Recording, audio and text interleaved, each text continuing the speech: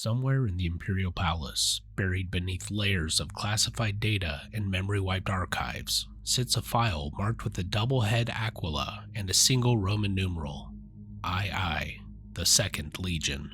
The ghost that walks through Warhammer 40k lore, mentioned only in hushed whispers and redacted records. What if the reason we don't talk about the Second isn't because they failed? What if it's because they succeeded at something so horrifying that even the Emperor himself couldn't let the truth spread? The Second Legion vanished from Imperial records during the Great Crusade. Not destroyed, not corrupted by chaos, simply erased. The Space Wolves have been tied to at least one Primarch's execution, and Malcador the Sigillite himself suggested that some truths about the Lost Legions were too dangerous for even the Primarchs to remember. Every Primarch embodies a specific aspect of the Emperor's grand design. Guilliman got logistics and statesmanship. Sanguinius got nobility and sacrifice. Mortarion got endurance through suffering. So what did the Second get? My theory? The Second Primarch was the Emperor's answer to xenobiology and genetic perfection. Where the Emperor created the Primarchs as fixed templates, this one was meant to adapt, to evolve, to take the raw genetic code and improve upon it. He wasn't just a warrior or a ruler, he was a creator in his own right.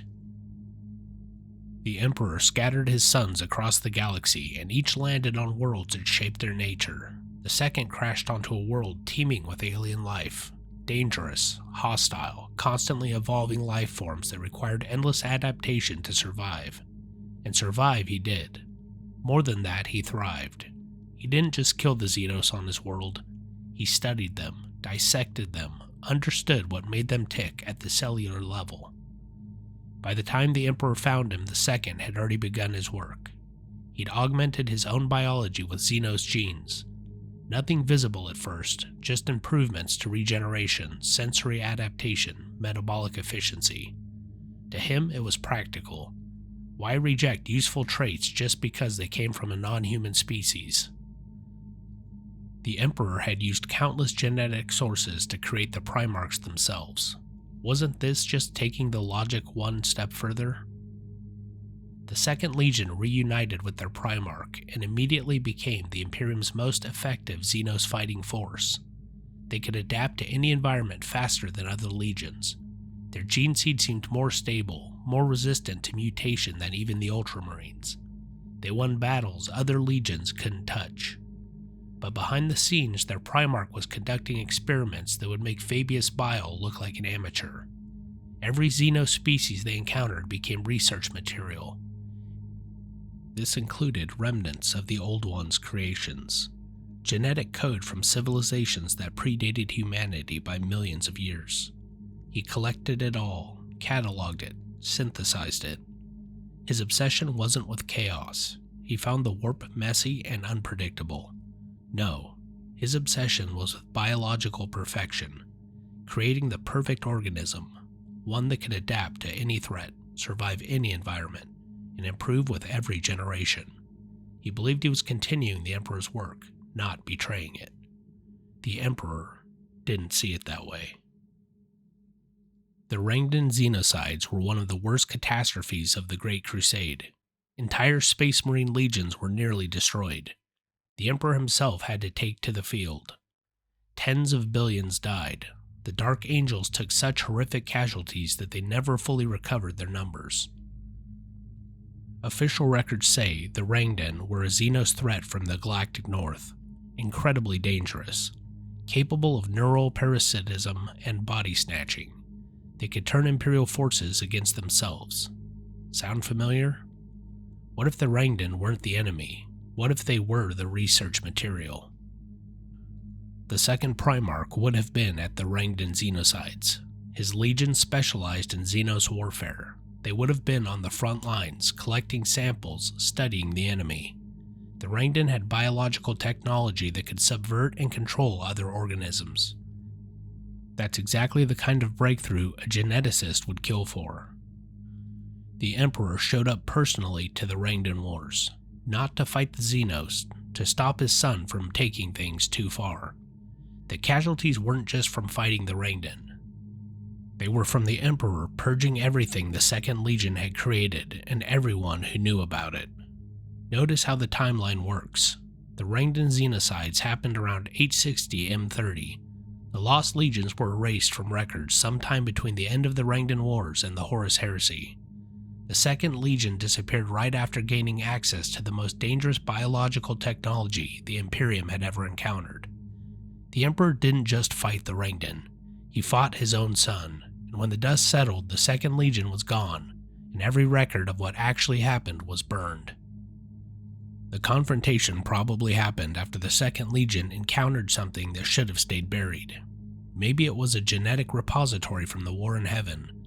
Maybe it was a fragment of Old One biological engineering. Whatever it was, the Second Primarch realized he'd found the missing piece. He began incorporating these Xenos genetics not just into weapons or tools, but into his own legion.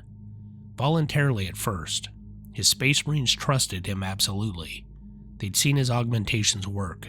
They'd fought alongside battle brothers who could regenerate lost limbs in hours, who could breathe in void, who could adapt to biotoxins mid-battle. Why wouldn't they accept these gifts? The Emperor found out, maybe through the Custodes, maybe through another Primarch who saw something during a joint operation. The exact discovery method doesn't matter. What matters is the Emperor's response. He declared the Second Legion tainted beyond redemption, not by chaos, which had at least had templates for dealing with. This was something new, something that violated the core principles of human genetic purity that the Imperial Truth demanded. The Emperor ordered their destruction. The Space Wolves were called in, Leman Russ and his executioners. They'd done this before, or would do it again with the 11th Legion. The Wolves descended on the Second Legion's fleet, but the Second Legion didn't fight back. They vanished. Every ship in their fleet activated their warp drive simultaneously and jumped. Not to any known coordinates, not following any established warp route. They scattered in a dozen directions and then went silent. Space Wolves found empty void where a Legion fleet should have been. The Emperor's psychic sight, which could track his sons across the galaxy, found nothing. Because the Second Primarch had done something unthinkable. He'd modified his own biology so extensively that he no longer registered as fully human. The psychic connection every Primarch shared with the Emperor? He'd severed it, cut himself off from the very thing that made him a son of the Emperor, made himself invisible to his father's sight. The Second Legion fled, not into the warp where the Emperor's sight could follow, not into the webway where the Eldar might interfere. They went dark in the most literal sense possible, out beyond the galactic rim, into the space between galaxies where no Imperial ship would follow, where even the Emperor's psychic sight couldn't reach. They took everything with them, their entire genetic library, samples from 10,000 Xenos worlds, and most importantly, they took themselves. Tens of thousands of transhuman warriors, each already carrying experimental genetics in their cells. What did they do out there in the dark? They continued the work. Without the Emperor's restrictions, without the Imperium's squeamishness about Xenos biology, the Second Primarch had time, resources, and an entire legion willing to become test subjects. His vision crystallized. Why create augmented humans when you could create something entirely new? Something that took the best aspects of every successful organism evolution had produced. He began the Great Synthesis. His Space Marines volunteered, every single one. They'd followed their father across the galaxy and into exile. They believed in his vision of biological perfection. They became the first generation, willing genetic donors who gave up their individual forms to become part of something greater. The Second Primarch broke himself down to the cellular level and rebuilt himself as the core of something unprecedented, a living hive mind, a biological network that kept his consciousness and genius intact while spreading across countless organisms. He became the first hive tyrant in more than just name. How did the Tyranids know where to find the galaxy? The intergalactic void is vast, unimaginably empty. Random chance couldn't have guided them here. The Pharos device, an ancient piece of Necron technology on Sotha, used by the Ultramarines during the Horus Heresy as a beacon for scattered Imperial forces, created a psychic lighthouse so bright that it could be seen across the entire galaxy. When it was destroyed during the Heresy, it sent out a pulse of energy that lit up the void like a supernova. Official records say the pulse drew the Tyranids to the galaxy like moths to a flame, that the Hive mind, wandering the void, detected that energy burst and followed it home. The second Primarch would have known about the Pharos. The Emperor had discovered several similar devices during the Great Crusade, ancient technology from lost civilizations. The second would have studied them, tried to understand how they worked, maybe even incorporated similar technology into his fleet before he fled. What if the Pharos' destruction didn't attract the Tyranids? What if it was a signal they were waiting for? A message that said, now is the time to return. The Horus Heresy had just torn the Imperium apart. The Emperor was interred on the Golden Throne. The legions were scattered and broken. It was the perfect moment for revenge. The second Primarch received that signal and began the long journey home. Not as a man anymore, not as the Primarch leading a legion, as something far worse. Think about what Tyranids actually are. They're not just animals, they're a perfectly engineered biological weapon system with capabilities that shouldn't exist naturally. They adapt faster than evolution allows. They share information across light years instantaneously. They consume biomass with perfect efficiency and repurpose it with incredible speed. They have biotechnology that rivals the best the Imperium can produce. Now think about what could create such a thing. It would need someone who understood genetics at a level beyond even the Emperor. Someone who had access to genetic templates from thousands of xenospecies. Someone who had the biological code of transhuman space marines to work with as a foundation. Someone who had millions of years worth of evolutionary data from the War in Heaven itself. The second Primarch had all of that. He spent millennia in the intergalactic void, perfecting his creation. Each generation improved on the last. He incorporated the regenerative abilities of certain xenospecies, the psychic coordination abilities of others, the adaptive evolution of organisms from death worlds, the consuming hunger of certain parasitic life forms. He took the loyalty and tactical genius programmed into Space Marines and translated it into instinct-level behavior patterns for his organisms.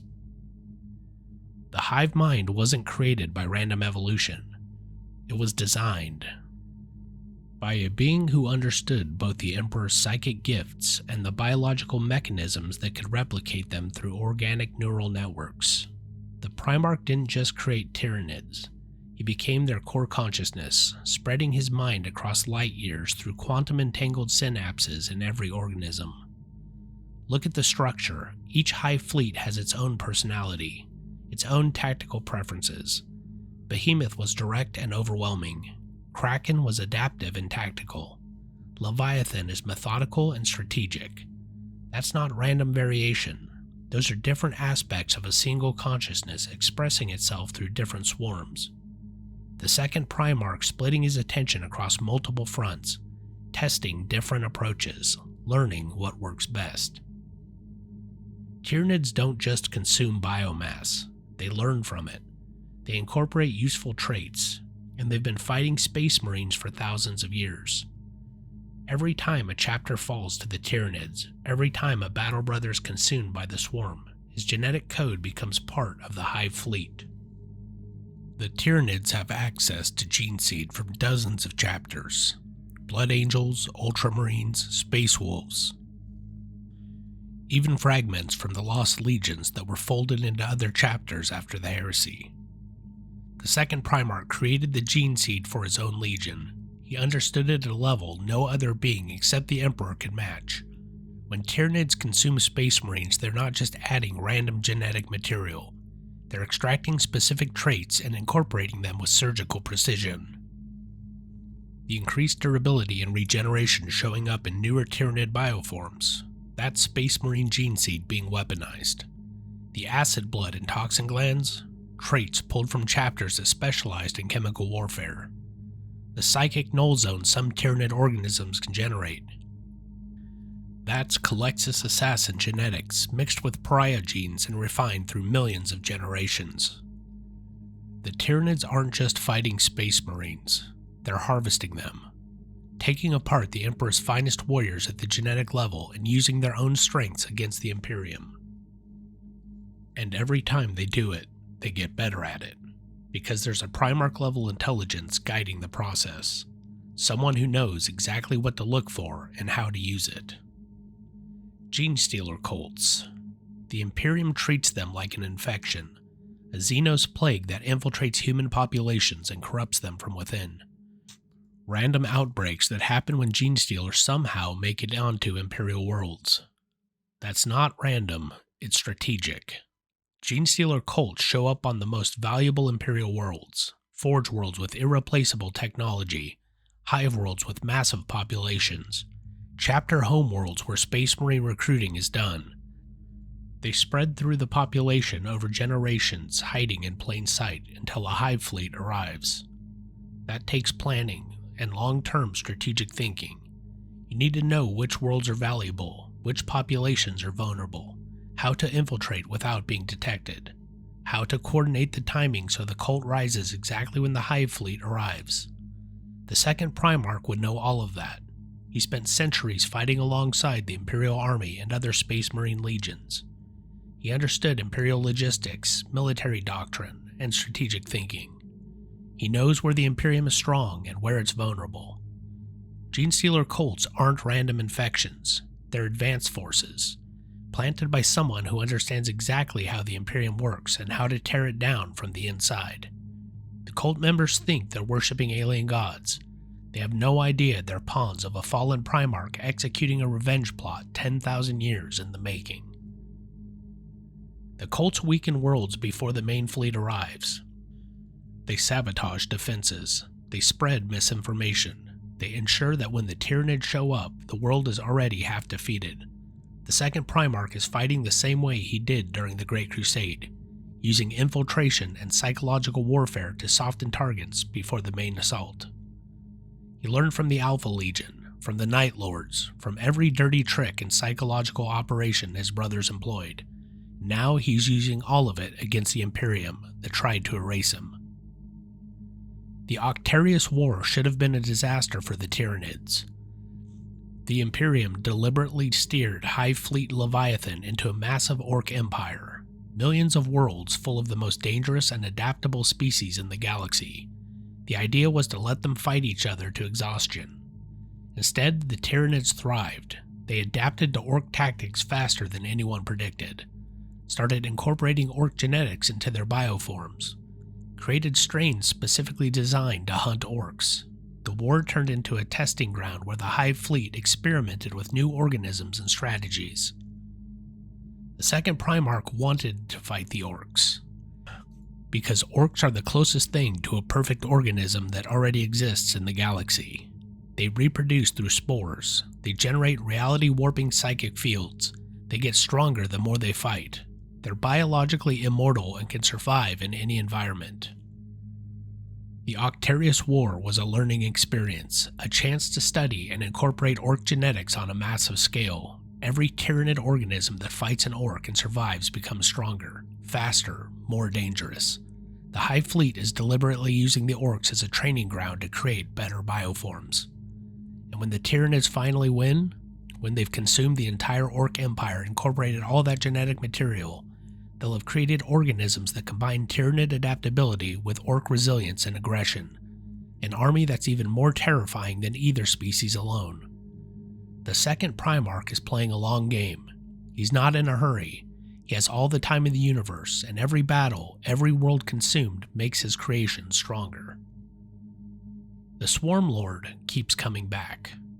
The Imperium has killed it dozens of times across multiple Hive fleets. Each time it returns with all of its previous memories and tactical knowledge intact.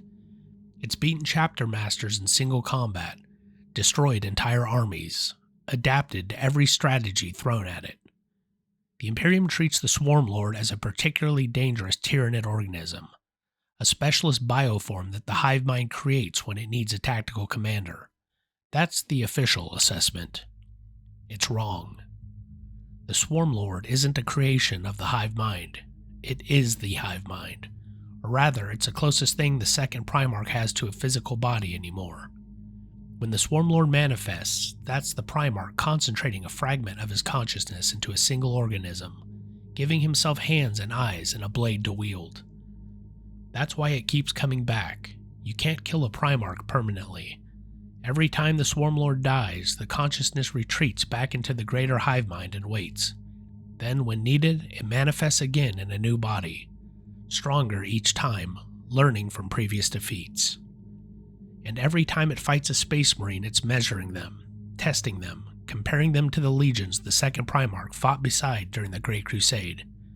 He sees the degradation, the loss of knowledge and technology, the way modern chapters are shadows of what the original legions were.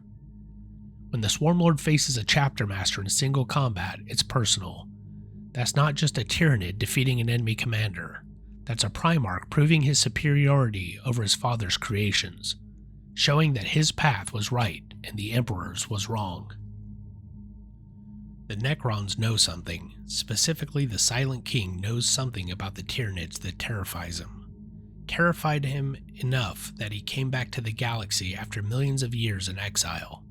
Came back specifically to fight the Tyranid threat. Why would the Silent King care? The Necrons are immortal machines. They don't need food or water or biomass. The Tyranids can't really hurt them in any permanent way. So why is the most powerful Necron overlord so obsessed with destroying the Hive fleets? Because he recognizes what they are. Necrons fought in the war in heaven. They've seen what the old ones could create when they were at their peak. The Necrons have billions of years of experience with biological engineering and the dangers it poses.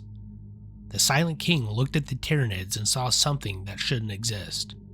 Organisms with capabilities that go beyond natural evolution. Technology incorporated into biology that matches or exceeds what the old ones created. And he realizes that someone made them. Someone with knowledge and power that rivals the ancient Catan. He's not fighting the Tyranids because they're a threat to the Necrons. He's fighting them because he knows what it means that they exist. Someone out there has the knowledge and capability to create a weapon that could threaten the entire galaxy, and whoever that someone is, they're still out there, still creating, still improving their work. The Silent King suspects the truth. Maybe he doesn't know it's a Primarch. Maybe he thinks it's a remnant of the old ones or some other ancient intelligence, but he knows the Tyranids didn't evolve naturally, and that terrifies him more than anything else he's encountered in millions of years. Now, they're coming back. The Hive fleets aren't random. They're not just following food sources. They're coming for the Imperium specifically because that's what they were created to do. Every tendril that enters the galaxy is probing, learning, adapting to Imperial weapons and tactics. Notice how Tyranids seem to have an instinctive understanding of Imperial military doctrine, how they target Forge worlds and chapter homeworlds with strategic precision, how they adapt to Space Marine tactics faster than they should. That's not random evolution. That's because their creator spent centuries fighting alongside and against Space Marines. He knows how to think because he once thought the same way. The Hive fleet isn't just consuming biomass, it's consuming the Imperium itself. Every Imperial world it takes, every Space Marine chapter it destroys, it's revenge. The second Primarch is making the Emperor's precious Imperium into food for the very abomination the Emperor tried to destroy. Tyranids are evolving with every engagement. They're learning faster than any natural organism could. That's because there's still a Primarch-level intelligence guiding their evolution. Every defeat teaches them. Every victory gives them new genetic material to work with. They've already incorporated Imperial Guard genetics, Space Marine gene seed, and even samples from other Primarchs' gene lines. What happens when they've consumed enough? When the swarm has gathered enough biomass and genetic diversity? Will the second Primarch reconstitute himself? Will he step out of the Hive mind and reveal himself to the Imperium that tried to erase him? Imagine that moment. A Hive tyrant walks onto an Imperial world. It speaks in perfect High Gothic. It wears the symbols of a legion that hasn't existed for 10,000 years. and it tells the shocked defenders exactly who it is and why it's come home.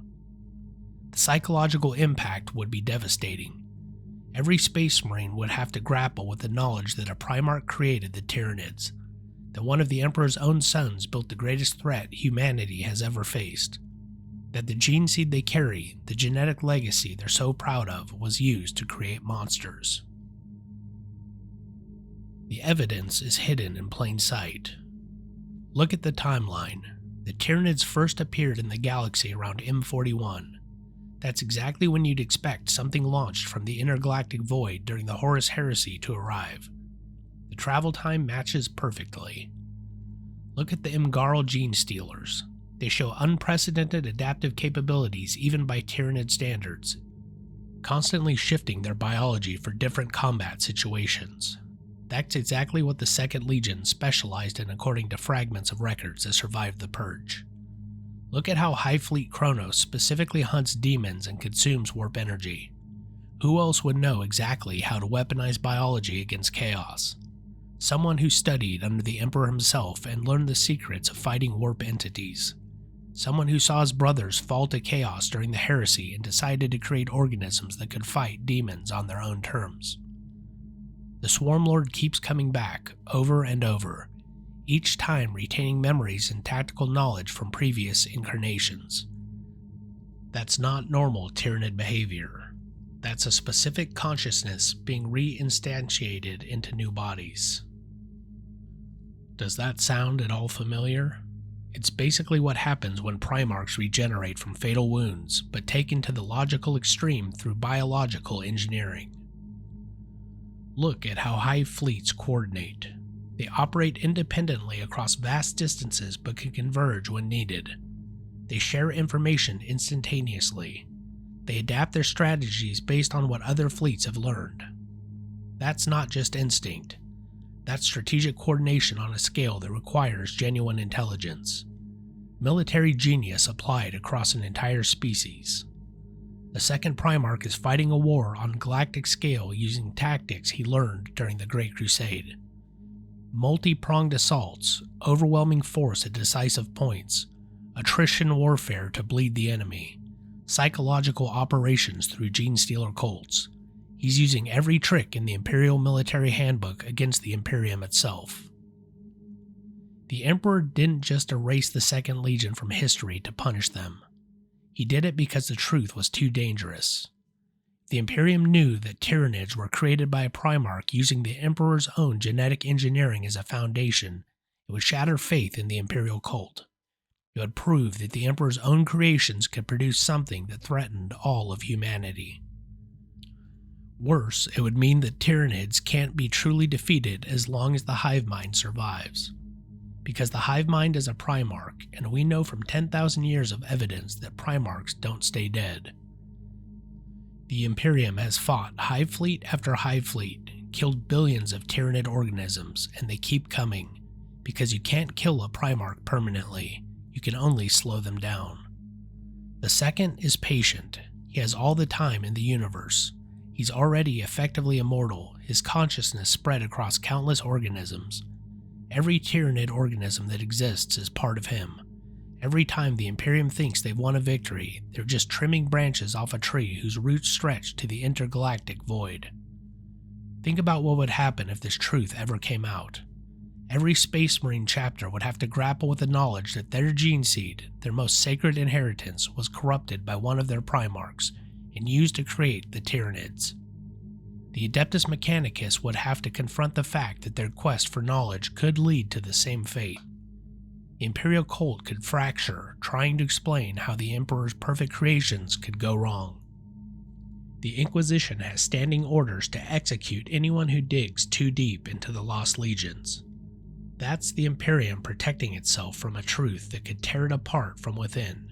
Because if people know what the 2nd became, they might start to wonder what else the Emperor got wrong.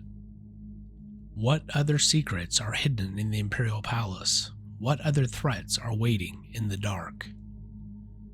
This is what makes the theory so compelling. The 2nd Primarch isn't trying to conquer the Imperium, he's trying to consume it completely, to turn everything the Emperor built into raw material for his perfect organisms. Every Imperial world becomes another generation of Tyranids. Every Space Marine chapter that falls provides more refined gene seed for the Hive fleet to incorporate. Every victory the Imperium wins just teaches the Swarm how to adapt better. He's going to eat the Imperium, slowly, systematically. And when he's done, when there's nothing left but bioships and digestion pools where the Imperium once stood, he'll have proven his point. That his way was right. That biological adaptation and improvement was superior to the Emperor's rigid genetic templates. That the Emperor was wrong to try and stop him. The Lost Primarch didn't fail. He didn't fall to chaos. He succeeded at his vision so completely that he had to be erased from history, because the truth was too dangerous. The Emperor's son created the greatest threat humanity has ever faced and did it using the Emperor's own genetic genius as a starting point. And somewhere in the depths of the Hive mind, behind the consciousness of trillions of organisms, the second Primarch is smiling because he's finally coming home, and he's bringing his legion with him. Just not in any form the Imperium would recognize. The Great Devourer isn't some mindless alien swarm from beyond the galaxy. It's the Emperor's second son, coming home after 10,000 years of exile, coming home with an army that dwarfs anything the Imperium can field, coming home to show his father exactly what he created when he tried to destroy his most brilliant son. The Tyranids aren't an invasion, they're a family reunion, and the Imperium is about to learn why the Emperor sealed those records and forbade anyone from speaking the second's name.